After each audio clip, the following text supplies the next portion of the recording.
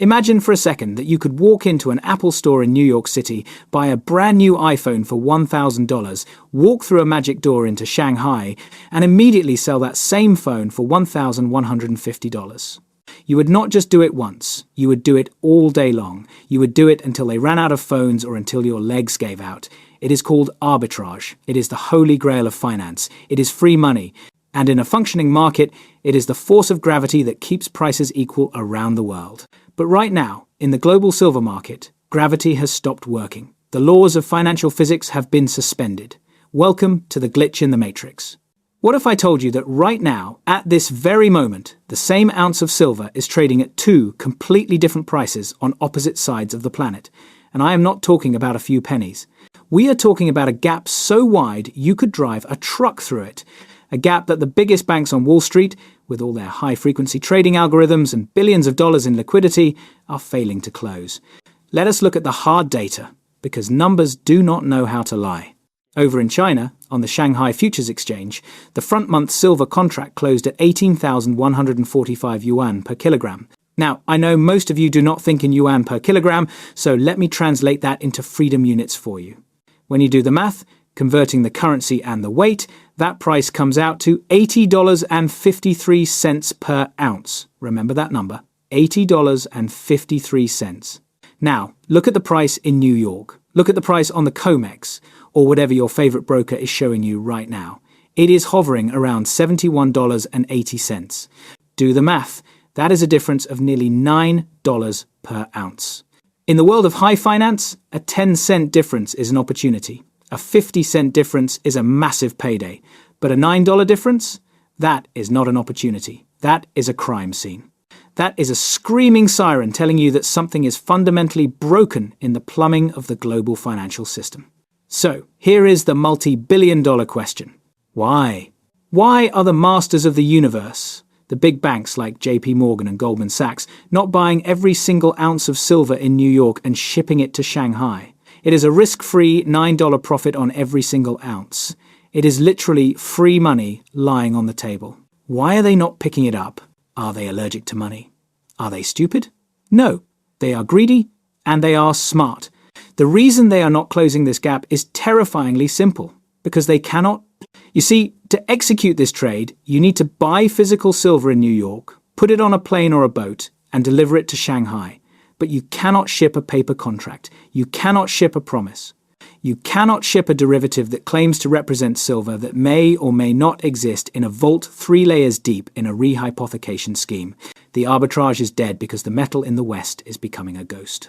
We are watching the separation of the paper price and the physical price in real time. And the paper market is about to get a very rude awakening.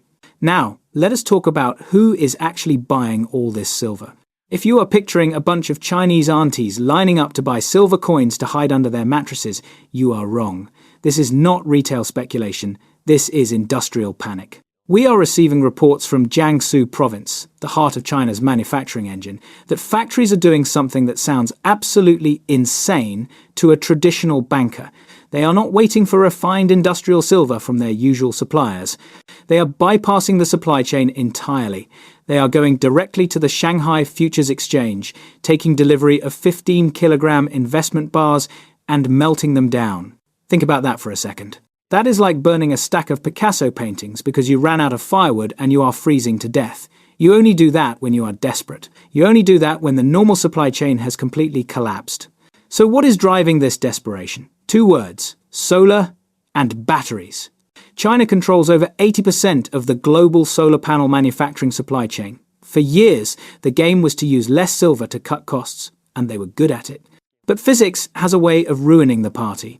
The industry is shifting from the old PERC cell technology to the newer, more efficient Topcon and HJT designs.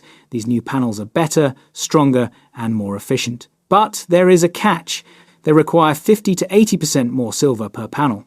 So at the exact moment the world decides to go all in on green energy, the technology shifts to become a silver vampire. But if you think solar is a problem, wait until you hear about the electric vehicle market. This is the monster under the bed that nobody is talking about. Samsung and Toyota have been making headlines with their new solid-state battery technology. They are promising a 600-mile range and 9-minute charging times. It sounds like a dream come true for drivers, but it is a nightmare for the silver supply. A standard electric vehicle today uses somewhere between 20 and 50 grams of silver for all its wiring and contacts. A car with a solid-state battery, it uses up to 1 kilogram of silver. That is 1,000 grams. That is a 20 to 50 times increase in consumption per vehicle. Now, put yourself in the shoes of a CEO at BYD or CATL. You know this technology is coming. You know that without silver, your multi-billion-dollar factories are just producing expensive paperweights. Are you going to wait for the price to come down? No, you are going to buy everything that is not nailed down. You are going to secure 5 million ounces today so that your competitors starve tomorrow.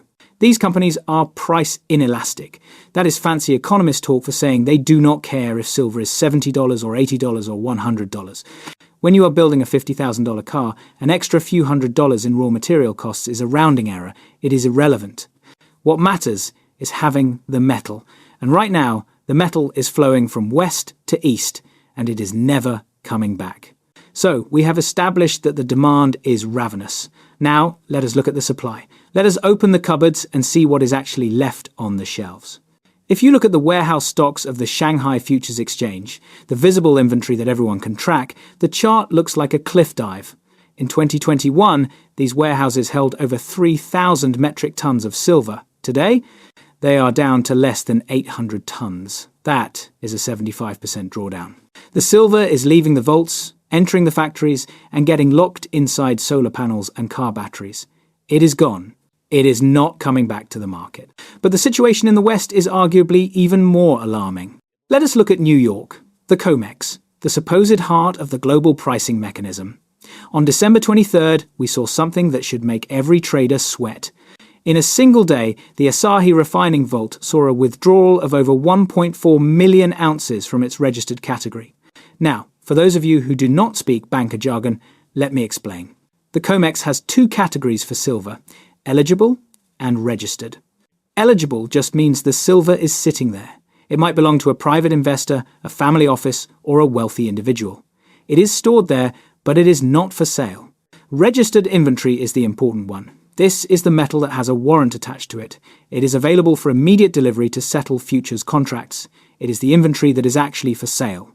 When you see 1.4 million ounces leave the Asahi vault, plus another 600,000 ounces leave the JP Morgan vault, all on the same day, you are watching a bank run in slow motion. We are seeing trucks backing up to warehouses in New York, loading up millions of ounces of physical bars, and driving away. And where do you think those trucks are going? They are heading to the ports. They are feeding the beast in the east. This scarcity is creating a phenomenon called backwardation. Normally, in a healthy market, the price of silver for delivery next month should be higher than the price for delivery today. That is logical. You have to pay for storage, insurance, and interest. But right now, in China, it is reversed. The price to get metal today is significantly higher than the price to get it next month. This is the market screaming at you. Backwardation is the financial equivalent of a buyer grabbing a seller by the collar and saying, I do not trust that you will have the metal next month. I do not care about the storage cost. I need it now, and I will pay a premium to take it out of your hands immediately. The inventory data tells us that the cupboards are bare. The price data tells us that nobody trusts the future supply. And yet, the paper price on your screen in New York is still acting like everything is fine. It is an illusion. And illusions tend to shatter when they collide with reality. We are entering a dangerous period. Wall Street calls it Ghost Week. It is that weird limbo between Christmas and New Year when the senior traders are skiing in Aspen or sunning themselves in the Caribbean. The trading desks are empty. The humans are gone. And who is left in charge? The algorithms, the bots, the unfeeling lines of code that run 24/7. This creates a perfect storm for chaos. The order book becomes razor thin. Liquidity dries up. In this environment, you do not need a massive news event to move the market. You just need a single large order to hit an empty room. We could see a flash crash where silver drops $4 in seconds because an algorithm dumped a block of contracts. Or we could see a massive gap up because there are simply no sellers left at these price levels. But here is where it gets really interesting. Imagine you are a high-frequency trading bot. Your code is simple: buy low, sell high. You scan the globe and you see silver at $80 in Shanghai and $71 in New York. Your logic circuits light up. It is a no-brainer: buy New York. So the bots start buying, but then they hit a wall. The feedback loop kicks in. If the price gaps up to $75, the short sellers, the people betting against silver, suddenly face massive losses. To stop the bleeding, their risk management systems automatically buy silver futures to cover their positions. This buying pushes the price higher, which triggers more covering, which pushes the price even higher. It is a short squeeze waiting to happen. But this time, there is a twist. In the past, the banks would just dump more paper contracts onto the market to smash the price down. They would sell silver. They did not have to flood the market with supply. But rumors are swirling that this old trick is hitting a physical limit. We are hearing reports from London, from the LBMA, that refineries are booked solid for 6 weeks. We are hearing that vault operators are telling clients they need 48 hours just to locate specific bar serial numbers. Think about how absurd that is. We live in a digital age. You can track a $2 package of socks from an Amazon warehouse to your doorstep in real time. But a major vault operator needs 2 days to find a 1,000-ounce bar of silver? That does not smell right. That smells like a delay tactic. That smells like rehypothecation. It suggests that maybe, just maybe, the same bar of silver has been sold to 3 different people. When the music stops and everyone rushes to grab a chair, we are going to find out that there are way more people than chairs. And right now, the algorithms are driving the bus, the passengers are asleep, and the bridge ahead is out. If we see a price spike during this low liquidity period, it won't just be a blip. It could be the spark that ignites the entire powder keg. So, where does this leave us? We are witnessing a historic transfer of power. For the last 50 years, the price of silver was dictated by a piece of paper in New York. The COMEX was the king. They set the price, and the rest of the world followed. But that era is ending. When Shanghai is willing to pay $80 while New York trades at 71, and that gap persists for weeks, it means the king is naked. The pricing power is shifting to the east. It is shifting to the people who actually use the metal to build things, rather than the people who use it to gamble. If this $9 gap does not close, it means the paper price is becoming irrelevant. The real price of silver is whatever you have to pay to actually hold it in your hand. So, here is the verdict. Stop looking at the charts. Stop obsessing over support and resistance lines drawn by technical analysts who think silver is just a line on a screen. Those lines do not matter when BYD needs 1 million ounces to keep their factory running. Industrial buyers are price inelastic. They do not care about your chart patterns. They have a business to run. And a word of warning for the average investor: do not get fooled by the paper price. We might see silver crash to $60 on the COMEX. The media will scream that the bubble has burst. But try to buy a physical coin or bar at that price.